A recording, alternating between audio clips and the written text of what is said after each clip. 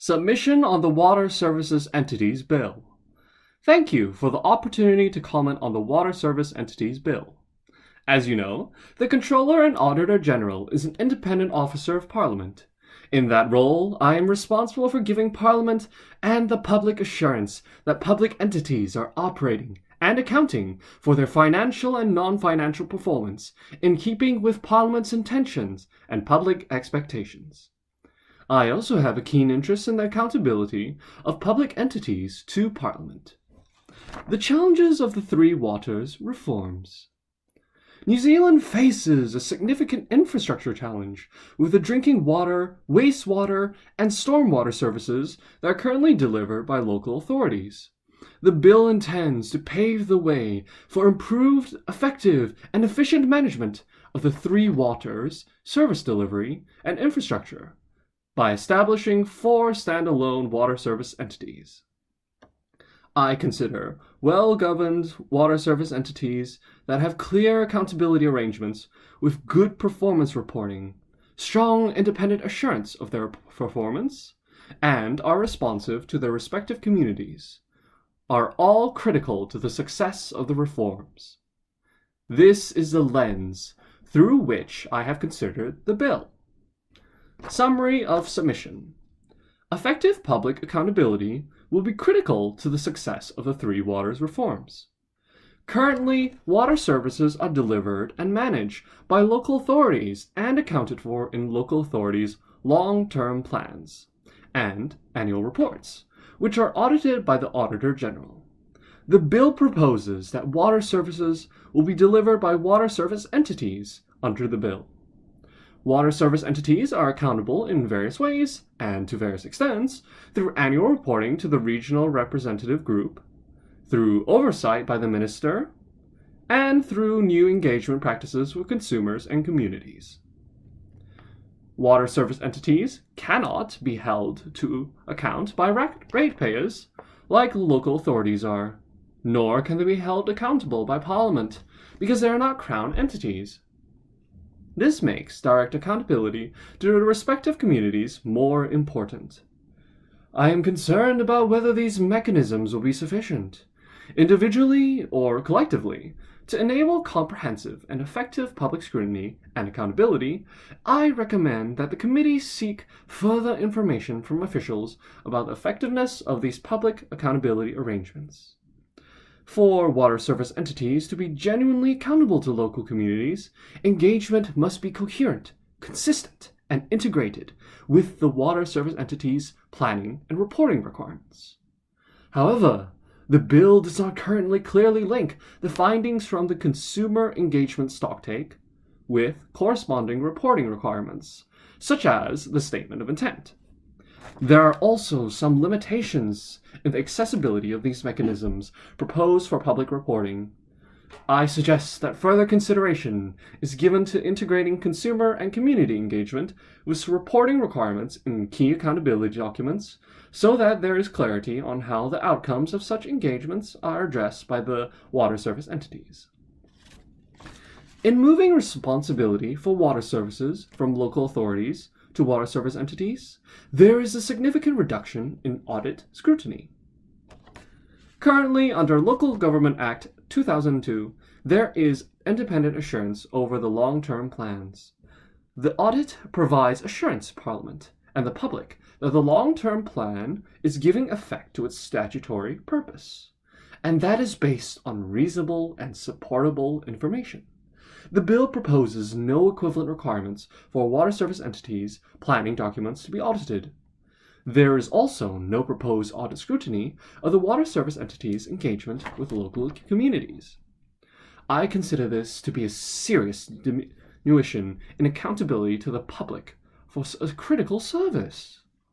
I strongly recommend that the committee consider the requirements for independent assurance in all aspects of the operations of these new entities, and whether water service entities should be required to produce a 10-year plan similar to long-term plans that is also audited.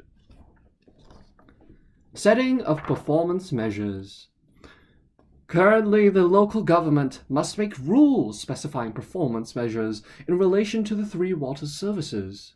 which local authorities report against in their long-term plans and annual reports. The bill does not include an equivalent rule-making power, which presents another gap in holding water service entities accountable. This may further reduce the effectiveness of the public accountability arrangements, because it limits the quality of information available for public scrutiny. The roles of regional representative group and the board may overlap. Good governance is essential in all organizations, and particularly in those providing critical services. The bill proposes a unique governance structure consisting of a regional representative group that appears to have both an oversight and a governance role over the water service entities. In addition to the Water Service Entity Board, to avoid the risk of overlapping accountabilities, the regional representative group's intended role and the purpose of the statement of intent versus the statement of strategic and performance expectations should be clarified. The role of the chief executive and the board could also be more clearly delineated. The proposed accountability arrangements risk creating a fragmented approach to the planning and delivery of water services. The planning and reporting documents of an entity should tell an integrated and coherent story.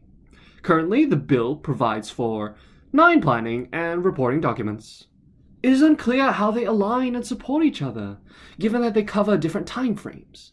In my view, there is scope to simplify these arrangements, while better aligning reporting and review times for more overall coherency. Integration with a wider system-level planning is needed.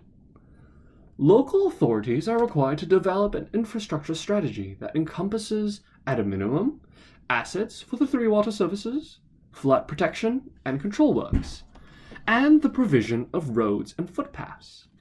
With the creation of water services entities, it is important to maintain integration with local planning and other reforms, such as the Resource Management Act. The bill currently contains no explicit requirements to connect water service entities planning with wider planning processes. Although this might be covered by subsequent legislation, I suggest that clarity is sought on how water service entities are expected to work with the wider system. Control over the water service entities. We are in ongoing discussions with the Department of Internal Affairs about council's influence over water assets and whether any single council or group of councils will control any of the water service entities. Balance sheet separation. The bill alone does not provide enough information for us to form a view about these matters. Comments on transitional arrangements and other technical matters. I have also several comments that aim to clarify ambiguities and suggest minor wording changes for the bill. Please see pages 9 and 10 in the attachment. Concluding comments. My comments are intended to help ensure that the 3 waters reforms are supported by well-functioning governance and public accountability arrangements.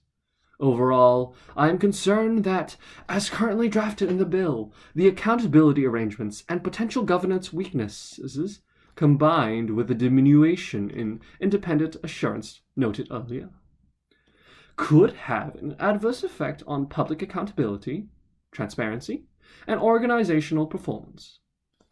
I recognize that further legislation is to come and have recorded my concerns here ahead of that. Thank you for the opportunity to make a submission on the bill. I ask I have the opportunity to speak to this submission, as my office does with our other submissions on government proposals. We will publish this on our website in due course. Akunoana, John Ryan, Controller and Auditor General. Attachment. Effective public accountability will be critical to the success of the 3 waters reforms. To build and maintain the public's trust and confidence in the water service entities, it is critical that there are effective public accountability arrangements that incorporate independent assurance, particularly to local customers and communities. Current accountability arrangements for water services.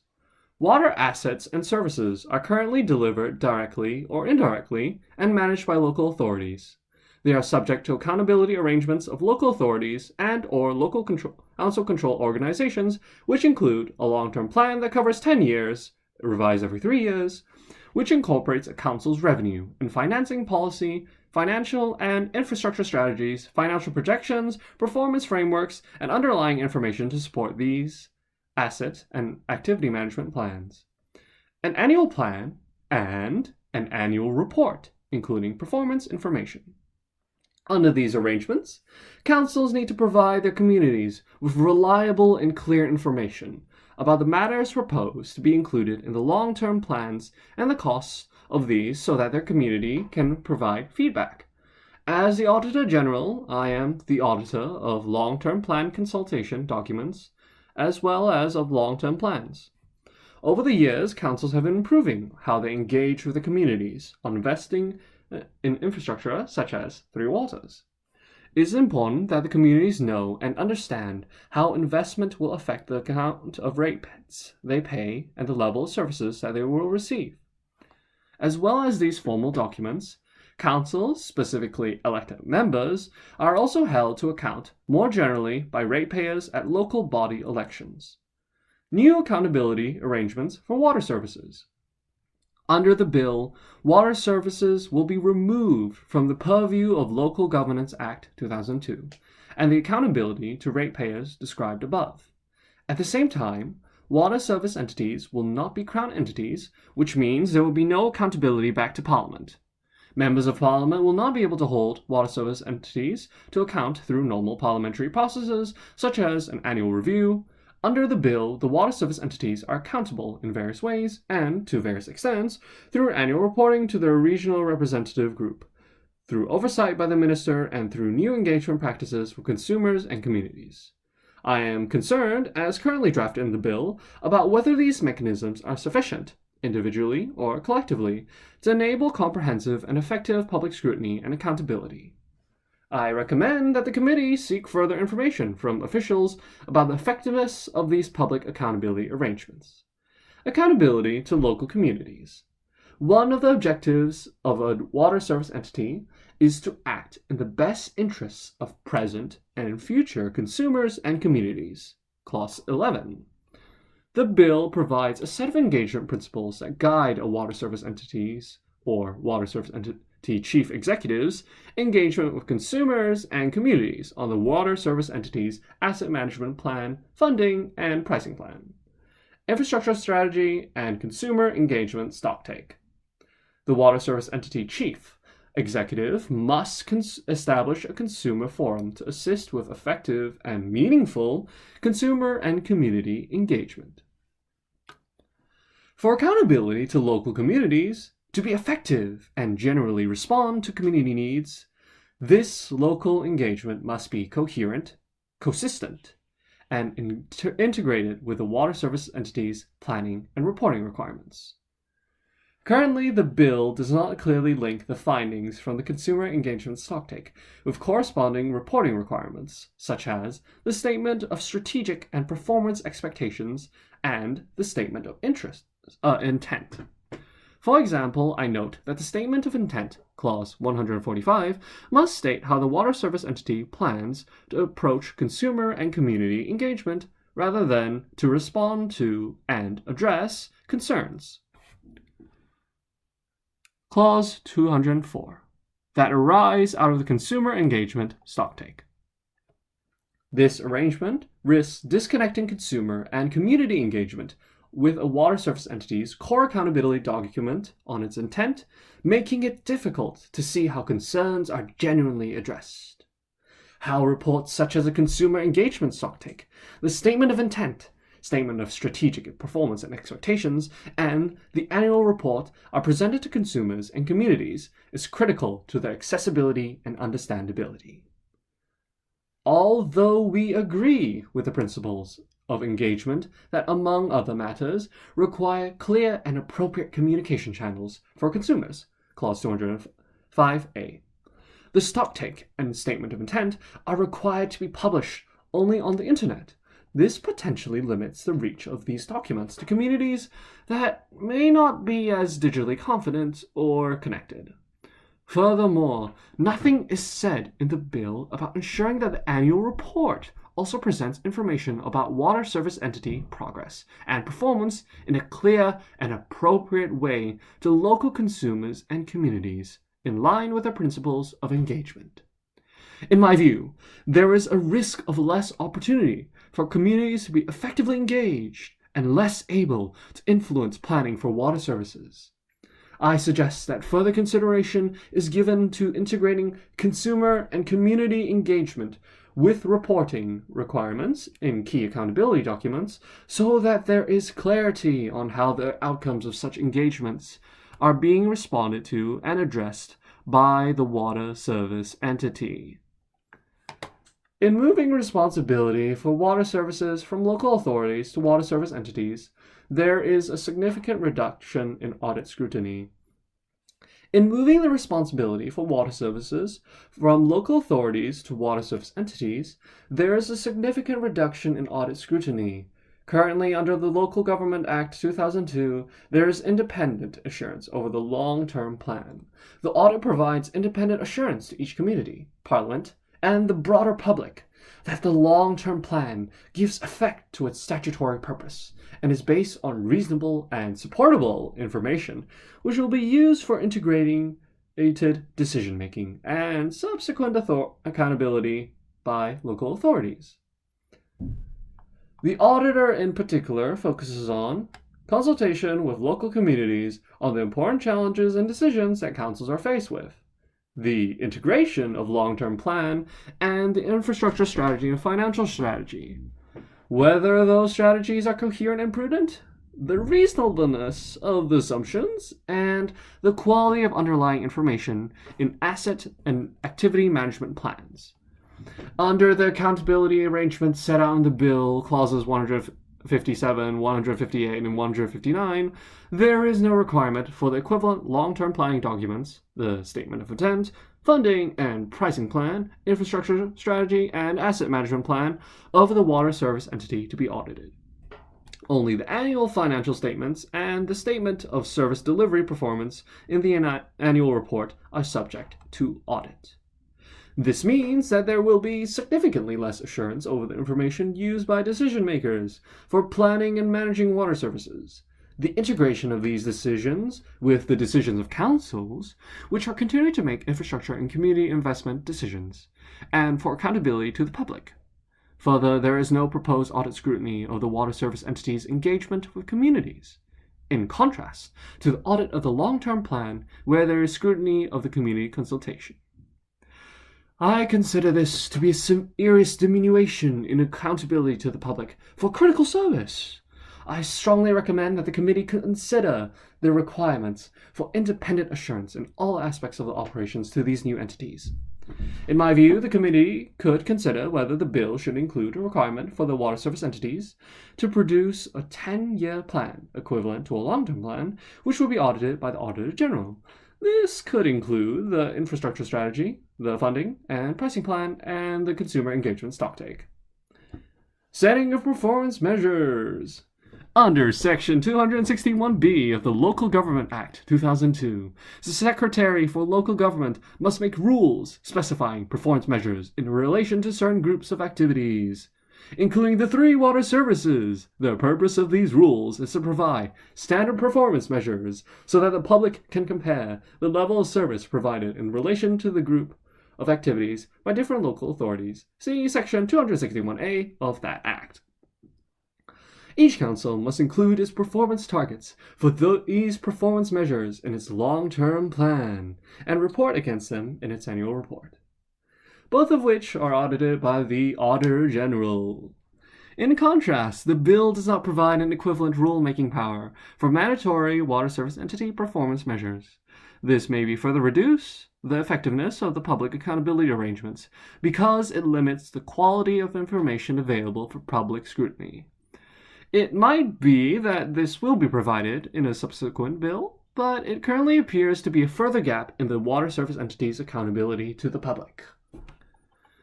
The roles of regional representative group and the board may overlap. Good governance is essential in all organizations, and particularly in those providing critical services. the bill proposes a two-tiered governance structure for water service entities. This is a unique arrangement, in my view. Roles and responsibilities need to be clear for this approach to be successful, with minimum conflicts, tensions, and overlaps between the two governance bodies. According to the explanatory notes for the bill, the Regional Representative Group provides joint oversight over the water service entity, while corporate governance over the water service entity is undertaken by an independent board that is accountable to the Regional Representative Group. However, in addition to the joint oversight role of the Regional Representative Group, the bill states that the group has a role in participating in the process of setting the entity's strategic direction and performance expectations. Clause 28. In my view, this suggests that the Regional Representative Group has a governance role in the water service entity, in addition to its oversight role, which overlaps with that of the board. This overlap is likely to play out in practice, with the group required to issue the water service entity's statement of strategic and performance expectations, clause 135, while the board provides the statement of intent, both of which include expectations, strategic priorities, and outcomes for the water service entity, and meeting or performing the objectives, duties, functions, powers, and operating principles of the water service entity. This creates a risk that governance and strategy setting over the water service entity are done by both governance bodies, creating overlapping accountability relationships between the Regional Representative Group and the board of the water service entity, and both these bodies with the management of the water service entity.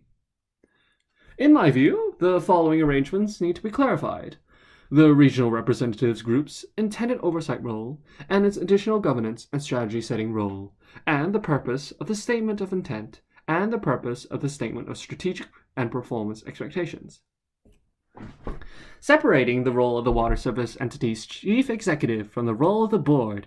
Clear roles and responsibilities, which separate governance and management, are critical to high standards of governance and accountability for the water service entities.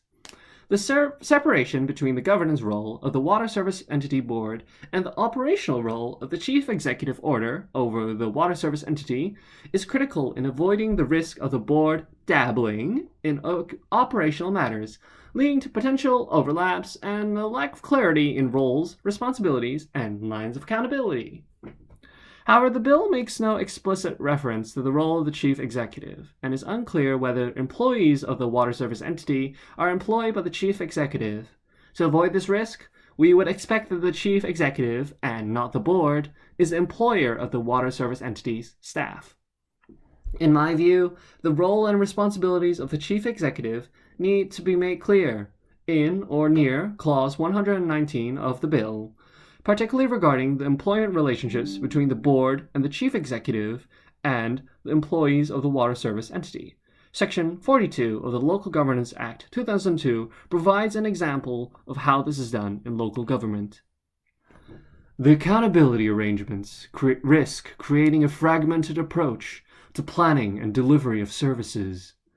The planning and reporting documents of an entity should be integrated and tell a coherent story about how an entity intends to manage and has managed its finances, assets, and resources to meet its objectives. It should be easy to see the steps and connections between each of the documents and the flow and effect for decision-making and public accountability. Currently, the bill provides for 9 planning and reporting documents, see Figure 1. There are a mix of what is in the Crown Entities Act 2004 and the Local Governance Act 2002. It is at times unclear how these various documents align and support each other. For example, the funding and pricing plan, the asset management plan, and the infrastructure strategy all look out over at least a 10-year period and should provide valuable supporting information for the 2 strategic plans noted above. However, as the 2 strategic plans cover only the next 3 years, important longer-term supporting information in the other plans may be missed. In addition, these longer-term supporting plans also have 3 yearly reviews, which means the annually reviewed strategic plans will not always have updated information. We note that under the Local Governance Act 2002, There is a much closer alignment in the review times and the time horizons for all long-term planning documents. In my view, there is scope to simplify the planning and reporting arrangements, while also aligning reporting and review times and considering how to better integrate them to ensure a coherent accountability system. Figure 1. Individual bodies. Minister. Accountability document. Government policy statements. Frequency. Reviewed every 3 years. Covers at least 20 years. Individual body. Regional representative group. Accountability document. Statement of strategic and performance expectations and constitution. Frequency. Reviewed at least once a year. Covers 3 years. Board of Water Service Entities. Statement of intent. The statement of intent includes Clause 145, refers forecast statement of service delivery performance. Forecast financial statement. Annual covers at least 3 years. Annual report. All documents presented here, only the following parts of the annual report will be audited by the Auditor General. Clause 161 refers statement of service delivery performance, financial statements. Annual covers 1 year. Funding and pricing plan. Triennial covers at least 10 years. Infrastructure strategy. Triennial covers at least 30 years. Asset management plan. Triennial covers at least 10 years. Consumer engagement stocktake. Annual. Response to Te Mana o Te Wai statement for water services. Response within 2 years. End of Figure 1. Ensuring integration with the wider system. Currently, local authorities are required to develop an infrastructure strategy that covers existing or proposed infrastructure assets used for water supply, sewerage, and the treatment and disposal of sewage, stormwater drainage, flood water protection and control works, and roads and footpaths. With the creation of separate water service entities, it will be important that there remains some integration of planning with wider infrastructure. This will be critical to meet the needs of different communities and future challenges, such as climate change. It will also be important how they relate and interact with the reforms to the Resource Management Act. I note that the bill contains no explicit requirements for connecting the planning undertaken by water service entities with local authorities' planning processes. My understanding is that a second bill will cover the functional elements of the water service entities, so requirements to support integration with the wider system might be addressed in subsequent tranches of legislation. However, I suggest that clarity is sought about how the water service entities will be expected to work with local authorities and the wider system.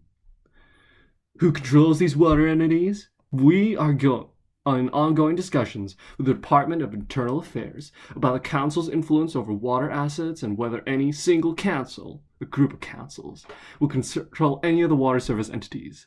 Balance sheet separation. The bill alone does not provide enough information for us to form a view about these matters.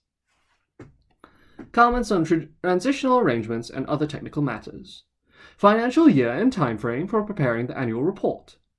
The financial year has been defined in Section 6 as the 12 months ending on 30th of June. I suggest considering whether 30th of June is the most appropriate financial year-end date for the water service entities, especially as we understand it. The intention of these reforms are the water service entities' assets will not be controlled by any other public entity. Another option could be 31st December. Under Section 156, the annual report, which includes annual financial statements and a statement of service delivery performance, must be prepared as soon as practicable after the end of each financial year. Under Section 161, the annual financial statements and statement of service delivery performance should be forwarded to the Auditor General. I request a time frame specified for when the annual report should be completed and when the annual financial statements and a statement of service delivery performance should be forwarded to the Auditor General. This will enable effective planning of our annual audits of entities. Establishment date of the water service entities for the purposes of the first annual report. Clause 10 of Schedule 1 of the bill provides for what happens when the first annual report of the water service entity established during the last 4 months of a financial year. There is uncertainty about whether, for the purpose of this clause, a water service entity is established on the day after the date of royal assent, or on the establishment date referring in Clause 1 of Schedule 1, by July 2024 or earlier by order in Council. I suggest that this is clarified in the bill so that the clause is workable. Transition provision for the water service entity's final statement of intent. The water service entity's first annual report will report against the water service entity's first statement of intent. Clauses 1 and 4 of Schedule 3 of the bill provide that the board of the water service entity must deliver a draft statement of intent to the regional representative group on or before 1st of March, in the year preceding the start of the period to which the draft statement of intent relates. The final statement of intent is then delivered to the regional representative group before the start of the period to which the statement of intent relates. I suggest that the bill include a transitional provision for the water service entity's first statement of intent. This will help clarify when a water service entity should prepare its first statement of intent. For example, a scenario where a water service entity is established in April, as with the recommendation for the establishment date of the first annual report. I suggest that such a transitional provision make it clear when a water service entity is established for the purposes of the first statement of intent. The Department's oversight powers during the transitional period. Subpart 4 of Schedule 1 of the bill provides the Chief Executive of the Department powers to review, confirm, and decline decisions made by local authorities, for example, adoption of and amendments to a long-term plan or the purchase or disposal of assets that relate to or may affect the provision of water services. Given the likely volume of decisions that are covered by long-term plans, there is a risk that the Department of Internal Affairs might be severely constrained in its ability to review and approve decisions in a timely manner. Minor wording changes are suggested. I would also like to propose the following minor amendments underlined in Section 6 to the definition of financial year erroneously refers to a year 2022. I propose that the reference to 2022 be deleted. Financial year means the 12 months ending on the close of 30th of June. Section 156 refers to a report on the affairs of the water service entity. I propose that the word affairs be clarified by referring to the original content of the annual report as described under Section 157 of the bill. 156. Obligation to prepare and publish annual reports. A water and service entity must, as soon as practicable, after the end of each financial year, prepare an annual report on the affairs of the water service entity as provided under Section 157 and Section 160 only refers to signatories' responsibility for establishing and maintaining a system of internal control in relation to financial reporting. I propose that the signatories should also assert their responsibility for establishing and maintaining internal controls over performance reporting. 160. Statement of Responsibility. The statement of responsibility must contain a statement of the signatory's responsibility for establishing and maintaining a system of internal control designed to provide reasonable assurance as to the integrity and reliability of financial and performance reporting and There are also channels of community advice and representation through regional advisory panels and the regional representative group. Mana Whenua may also provide Te Mana or Te Ewai statements for water services, Clause 140, which the water service entity must respond to in the statement of intent and report on the annual report. The purpose of the long-term plan as set out in Section 93(6) of the Local Government Act 2002. Describe the local activities of the local authority. Describe the community outcomes of the local authority's city, district, or region. Provide integrated decision-making and coordination of the local authority's resources. Provide a long-term focus for the decisions and activities of the local authority. And provide a basis for accountability of the local authority to the community. 3. There are also channels for community advice and representation through regional advisory panels and the regional representative group. Mana Whenua may also provide Te Mana o Te Wai statements for water services, Clause 140, which the WSE, or Water Service Entity, respond to in the statement of intent and report on in the annual report. 4. I note that the content of the statement of intent spans the water service entity's strategic elements, which must be approved by the RRG, and the forecast statement of service, delivery performance, and budgeted of the water service entity. 5. In the bill, department means the department for the time being responsible for the administration of this act.